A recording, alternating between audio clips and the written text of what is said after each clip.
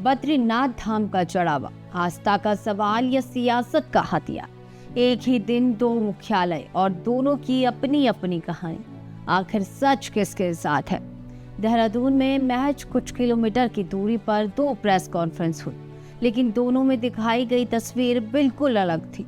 एक तरफ भाजपा मुख्यालय में बद्री केदार मंदिर समिति यानी बीकेटीसी के अध्यक्ष हेमंत द्विवेदी सामने आए, तो दूसरी तरफ कांग्रेस मुख्यालय में प्रदेश अध्यक्ष गणेश गोटियाल ने मोर्चा संभाला।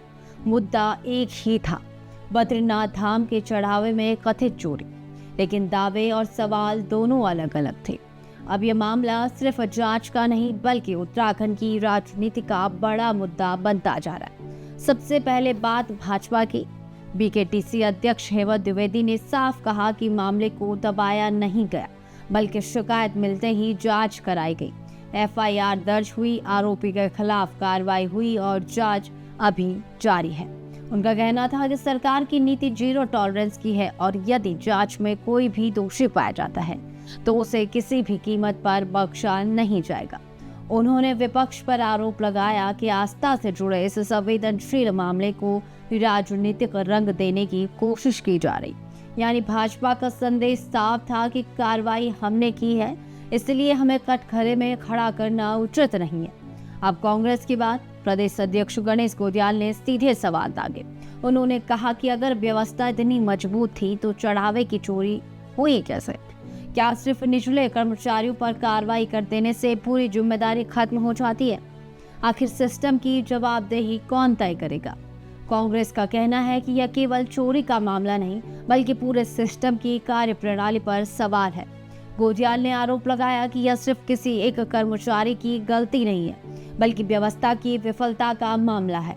इसलिए उच्च स्तर पर भी जवाबदेही तय होनी चाहिए।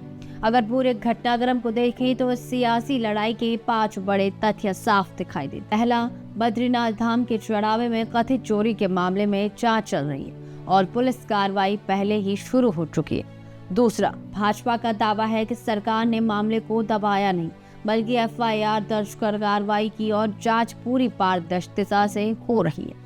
तीसरा, कांग्रेस का आरोप है कि सवाल सिर्फ चोरी का नहीं बल्कि पूरी व्यवस्था की जवाबदेही का है और शीर्ष स्तर की जिम्मेदारी भी तय होनी चाहिए। चौथा, दोनों प्रमुख दल अब इस मुद्दे को अलग अलग राजनीतिक नैरेटिव के साथ जनता के बीच ले जा रहे हैं। भाजपा से जीरो टॉलरेंस का उदाहरण बता रही है, जबकि कांग्रेस इसे प्रशासनिक विफलता का प्रतीक मान रही। और पांचवा, सबसे अहम तथ्य, करोड़ों श्रद्धालुओं की आस्था से जुड़े इस मुद्दे ने अब राजनीतिक बहस का रूप ले लिया और माना जा रहा है कि यह मामला आने वाले समय में उत्तराखंड की राजनीति में बड़ा चुनावी मुद्दा भी बन सकता है। अब सबसे बड़ा सवाल जनता के मन में यही है कि क्या इस मामले में जांच पूरी निष्पक्षता से होगी? क्या सिर्फ निचले स्तर पर कार्रवाई होगी या जिम्मेदारी ऊपर तक तय होगी? और सबसे महत्वपूर्ण, क्या देवभूमि की आस्था को सियासत से अलग रखा जा सकेगा?